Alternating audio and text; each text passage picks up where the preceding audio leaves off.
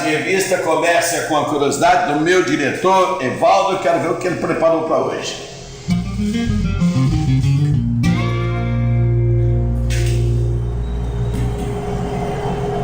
Qual a função do apóstrofo?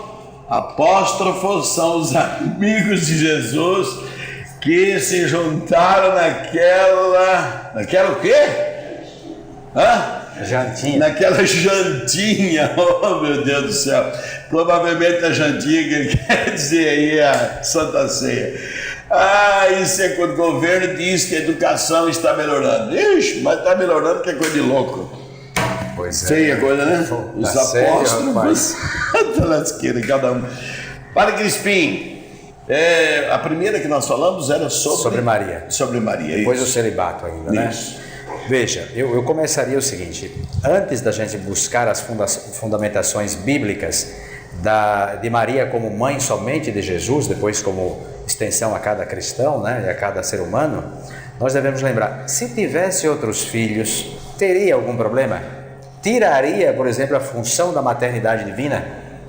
Mas colocaria Jesus numa situação complicada. Não, mas ter veja, escolhido João, né, só ele para cuidar dela. Né? Exato, quer dizer, teria escolhido exatamente para cuidar, não um irmão, mas uma outra pessoa. Quer dizer, desclassificaria a família. Ou então, como um pastor da cidade, que eu não vou dizer o nome não, porque ele já teve programa por aqui, que ele disse que Maria, depois de José, ela casou com Zebedeu. Pois é. Sabe por quê? Porque Zebedeu filhos era pai de João e Tiago. Exatamente. Oh, meu Deus do céu. Então, as fundamentações bíblicas não nos autorizam realmente a falar que Maria teve outros filhos. Não, né?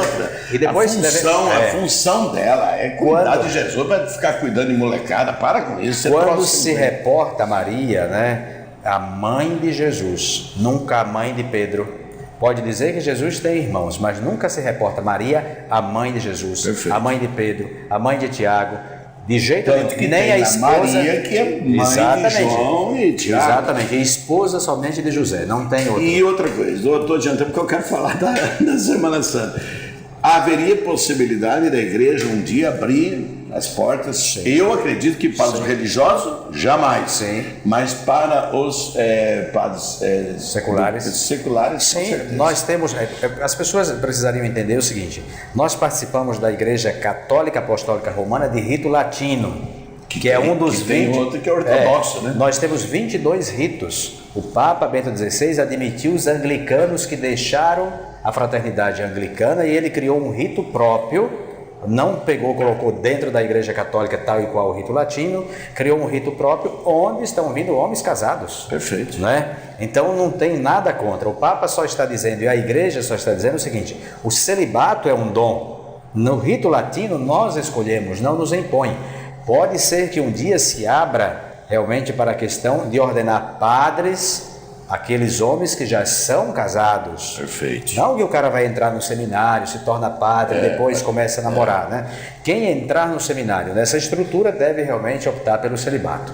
Agora, que há a possibilidade, nós temos vários diáconos casados aqui, certo, que há a possibilidade de um dia a igreja colocar isso aqui como algo bom, né, que pode retornar, porque no começo isso existia. Até porque o casamento é uma instituição tão fabulosa que Jesus faz o primeiro milagre no casamento. Exatamente. Né? Bodas de Canaã. Há essa possibilidade. Agora a igreja, ela quer realmente verificar, né, o ganho que o celibato realmente oferece para a sociedade, né? Depois, uma outra coisa, devemos estudar bem, diante do contexto familiar que nós temos hoje, isso precisa ser muito bem trabalhado. Porque para ordenar um diácono permanente, que é um homem casado, ele só pode ser ordenado se a família toda estiver com ele. Perfeito. Né? Então o filho tem que concordar, a esposa tem que concordar. E o diácono permanente, ele não tem a mesma função de um sacerdote e exigiria muito mais como padre, né? Suas funções seriam muito maiores. A gente pergunta, na atual estrutura familiar, a família aguenta isso? Nós também devemos pensar nisso aqui, né? Claro. Não é só no cara que tem a questão da sua humanidade para casar, mas é a família também que tem a sua humanidade. Porque aí vai vir a comparação, claro, né? Você viu a mulher do padre, claro, e o filho do pai, pelo amor de Deus. Isso, tudo a isso igreja católica, ela pensa mais longe. Sim. Além do que o custo operacional também, né? Alimentar um padre é diferente de alimentar uma mulher, 2, 3 filhos por aí. Exato. Padre Crispim, o que vem a ser Semana Santa? O senhor se recorda quando é que ela foi instituída como tal? Olha, nós deveríamos pensar o seguinte, né? Não em uma data fixa, mas em uma série de realidades que foram constituindo aspectos, exatamente, aspectos da igreja tal e qual ela está hoje. Quem foi domingo na missa viu que nós temos o domingo de Ramos, certo, começado fora da igreja com o evangelho onde Jesus é ovacionado em Jerusalém. Falando nisso, né? Não é uma coisa assombrosa você imaginar toda aquela população, aquela plebe toda gritando, ovacionando, saudando Jesus, Hosana, filho de Davi, e essa mesma população, sexta-feira, condena, crucifica. Isso aí eu acho que é um exemplão para todos nós, né? Exato. Quer dizer, a massa é um problema sério. Exato. Aqui nós teríamos que entender, dentro desse contexto, a igreja de Roma celebrava Jesus crucificado, domingo de Ramos, e depois em Jerusalém se celebrava exatamente os ramos. Com o contexto da igreja se tornando realmente universal, quer dizer, globalizada, certo, foi a primeira instituição que realmente foi globalizada, foi a igreja.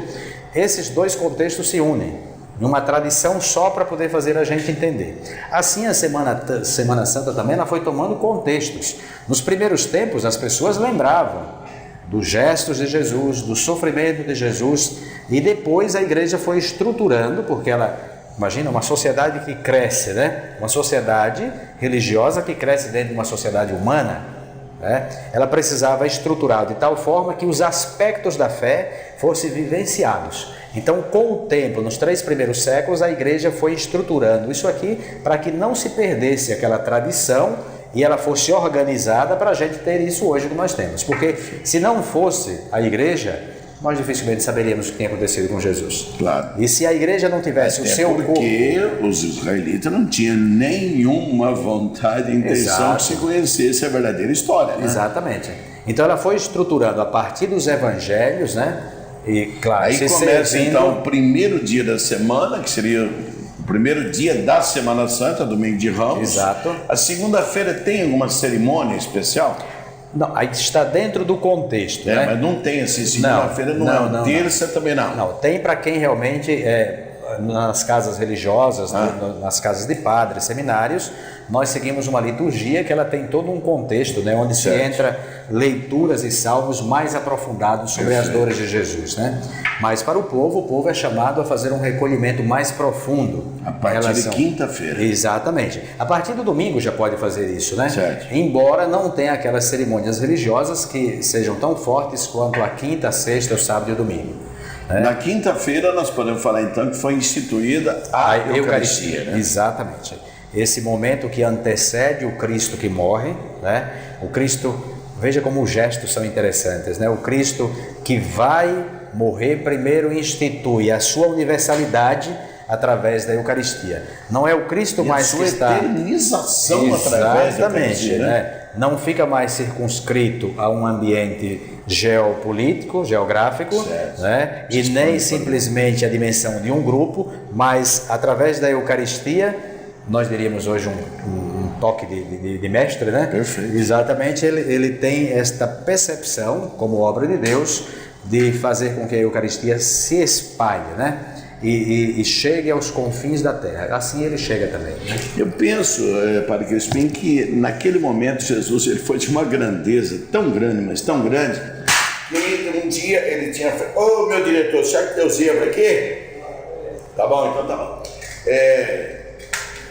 Ele foi de uma grandeza tão grande porque para ele já os 10 mandamentos ele já tinha resumido em 2. Exato. Amar a Deus sobre todas as coisas e ao próximo conselheiro. Naquele momento, quando ele se consagra doando-se à humanidade em corpo e sangue, ele reduz tudo a um mandamento e ele diz: e eu vos ordeno, amai-vos uns aos outros como eu vos amei.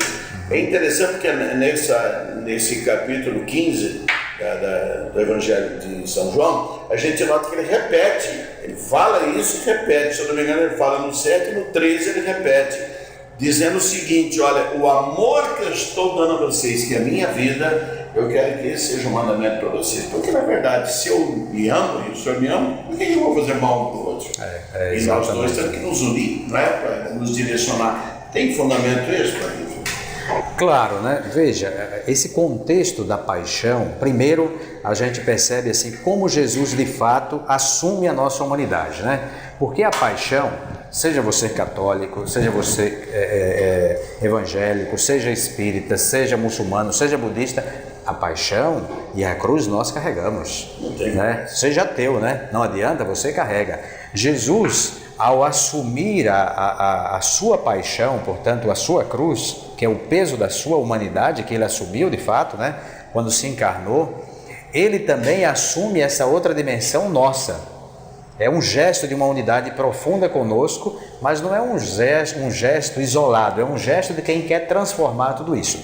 Para dizer a todos nós que passamos pela paixão, quer queiramos ou não, não adianta oferecer. O Papa disse agora, um cristianismo sem cruz é um cristianismo mundano, né? Dureza. E nós queremos tirar a cruz. Tire a sua cruz, para ver o que é que sobra, né?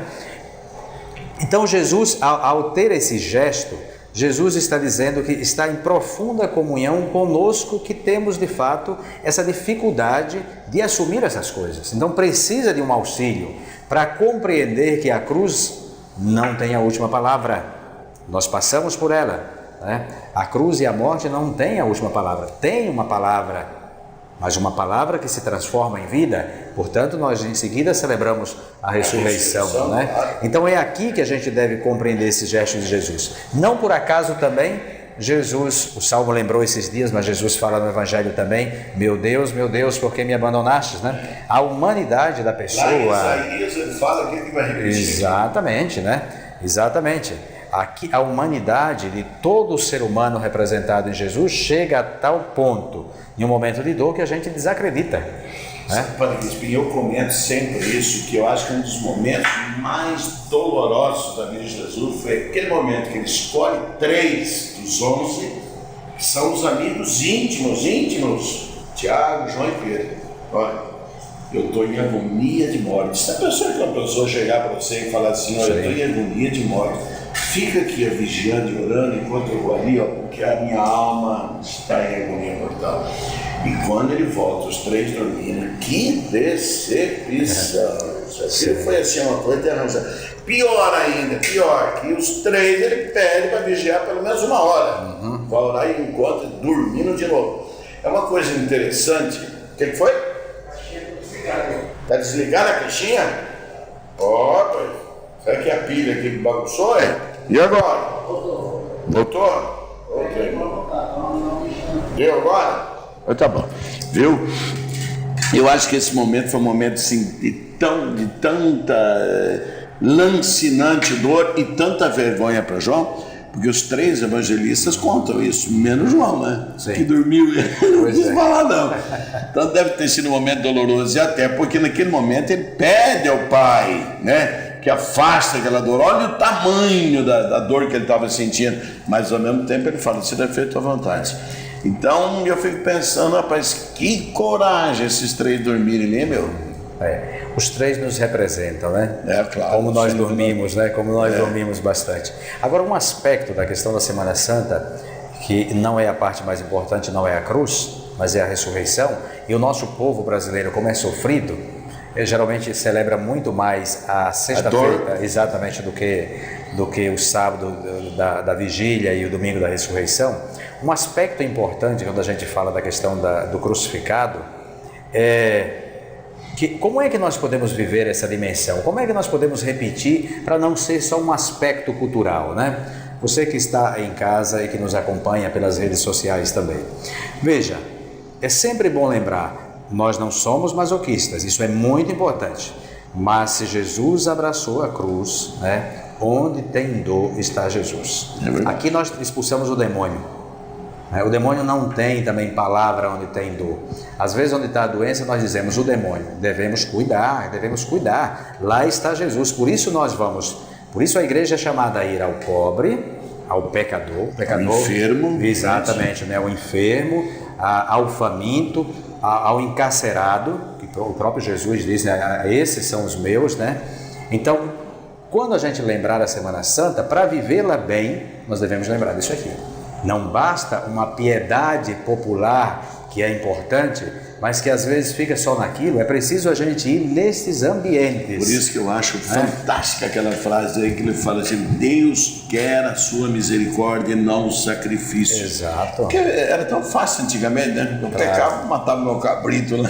Coitado do cabrito que pagava as consequências. Bom, na quinta-feira nós temos então o dia do lava-pés, que é foi a demonstração da humildade de Jesus ao estar lavando o pé dos apóstolos. Isso até foi casado com uma outra tradição da instituição da Eucaristia, né? São duas tradições que foram colocadas no mesmo ambiente para lembrar que a Eucaristia, né? Não é que isso no começo era assim, mas para lembrar que a Eucaristia sem o serviço, lavar o pé significa exatamente ser o último, como Jesus sempre lembrou. A Eucaristia sem o serviço, ela não significa muito. Perfeito. Por si só, Jesus significa, mas para aquele que celebra, né, que está concelebrando o gesto de Jesus, se de fato não é um gesto de ir ao encontro humildemente de todas as pessoas, de fato a Eucaristia perde o sentido. Rapidinho, porque o nosso tempo estourou. Na sexta-feira, outro dia eu fiquei encabulado porque eu escutei um preletor lá na escola de Santo André, Zé, eu estava lá ouvindo, e ele falou assim: não é pra gente pensar que ser cristão católico é assistir a missa na sexta-feira santa e comungar na sexta-feira santa. Eu falei: caramba, no meu catecismo era o contrário, era na Páscoa, uma vez por ano na Páscoa. Sexta-feira santa tem missa? Acho que nem tem, né? Não. Aí eu falei: cara, eu me deu uma vontade de corrigir, mas eu falei: pô, ele falou com tanta segurança que eu falei: vou ficar quieto aqui. Na sexta-feira santa? Nem na sexta-feira santa, nem no sábado não tem missa nenhuma. Exatamente, é a celebração que nós chamamos de adoração da cruz. Adorar a cruz significa não a madeira, né? Adorar o Cristo crucificado. Exatamente. Né? Mas a missa em si, com a consagração, uma coisa que os evangélicos não sabem, eu andei comentando muito, porque eles falam que os católicos batizamos as pessoas inocentes, que não têm noção nenhuma, e como é que pode estar se oferecendo a Deus e tal. E eu disse sempre o seguinte: é uma coisa que vocês não sabem. Todo sábado de aleluia, a Igreja Católica repete as promessas do batismo, fazendo renúncia, aquilo é a mesma coisa que você faria com 20 anos, 30, 40, 50. Então você está repetindo aquele gesto que inconscientemente seus pais, os padrinhos fizeram. Não está certo isso? Claro. Não, e além disso também, todo batizado, aqueles que participam, se é na Assembleia, todos são chamados também a renovar as promessas batismais, não só os padrinhos e os pais, né? Agora, nesse contexto aqui do batismo, é bom lembrar que o batismo de fato era feito para adultos, porque os adultos vinham sem nenhuma conversão, se convertiam adultos. Depois os pais, depois de alguns séculos, já convertidos e faziam a catequese, pediram à igreja: nós nos comprometemos. Agora imagine se você deixa seu filho para a escola quando ele tiver com 14 anos. Dê comida quando ele tiver com 14 anos. Não. Vai ver o que é que vai sobrar. Também o batismo é assim. Falando nisso, a igreja tem alguma programação especial nesses dias? Porque parece que tem dias em que as outras igrejas ficam fechadinhas, né? Na igreja catedral, mas também nas outras igrejas, nós temos a missa da quinta-feira, do lava-pés e instituição da Eucaristia. Depois nós temos na sexta-feira da quinta para a sexta também tem a adoração, né? Certo. Se retira todas as hóstias, as hóstias consagradas que serão distribuídas na sexta-feira. Então vai haver revezamento de pessoas pastorais. Na sexta-feira, a partir das 15 horas, tem esta celebração. No caso da paróquia, na Santo André, logo depois da celebração, tem a encenação da Paixão. Certo. E aqui na Catedral, uma encenação muito bonita, a primeira vez, feita pelos jovens, às 20 horas. Né? Na Catedral, ali na frente da Catedral, na sexta-feira. Sexta-feira. Depois da celebração. E no sábado, nós temos às 20 horas, tanto na Santo André quanto na Igreja Catedral, a celebração da vigília, muito bonita, bem celebrada, na Catedral Eduardo Ridovino, que vai presidir, e no domingo nós temos as missas, todas as missas, que é a chamada Missa da Ressurreição. Né? Que é realmente o momento nosso. Exatamente. Esse é o momento de todo mundo participar. E quando o pessoal sabatista, os adventistas falam sábado, tal, eu falo: caramba, mas se Jesus restou na madrugada do domingo, acho que ele queria conceituar o domingo como dia sagrado e santo. Será que não? Claro. Não, Esse não teria feito isso no sábado. Depois tem outras coisas do Antigo Testamento que Jesus aprimora, não só a questão do sábado, né? Então, quem é cristão aprimora o Antigo Testamento, ou o Primeiro Testamento, já que não existe Antigo nem Novo, tudo é novo, verdade. né? Mas Jesus aprimora esta dimensão. Então, para nós, a ressurreição é o momento culminante, né? Por isso, junto com o Natal, é a grande festa do cristão. Para nós era uma maravilha quando estávamos no seminário, porque eu não sei se vocês faziam isso, mas a gente celebrava a Páscoa e a Pascuela também, segunda-feira. Exatamente. É porque a semana toda num jejum, abstinência, sacrifício e tudo mais, então vinha a Páscoa e a Pascuela. Exatamente. Fazia a Pascuela também? Sim, ainda faço ainda. Segunda-feira vou tirar exatamente para isso. Que maravilha. Bom, meu diretor, vamos ver, depois de um momento tão especial como esse, eu não falei para vocês? Padre Crispim é o Padre Crispim. Vamos ver a oração do dia que está preparada para hoje.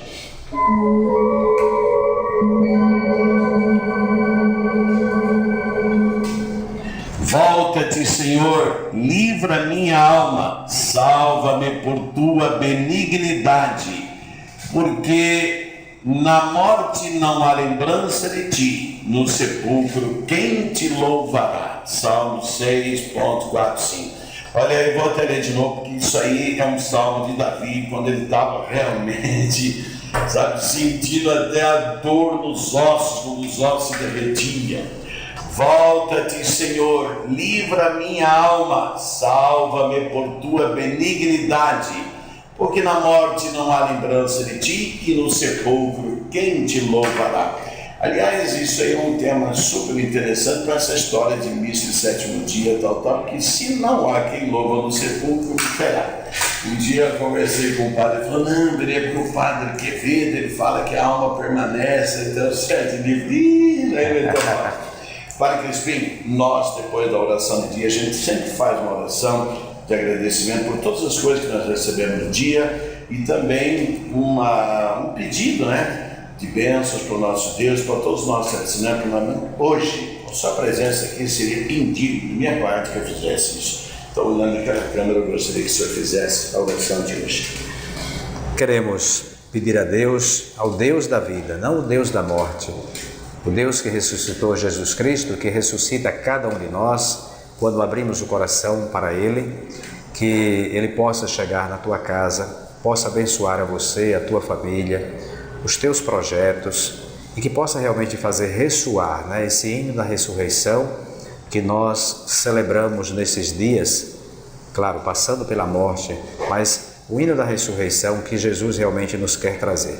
Portanto, que desça sobre você, sua família, sobre todas as realidades nas quais você está inserido, a bênção do Deus Todo-Poderoso, Ele que é Pai, Filho e Espírito Santo.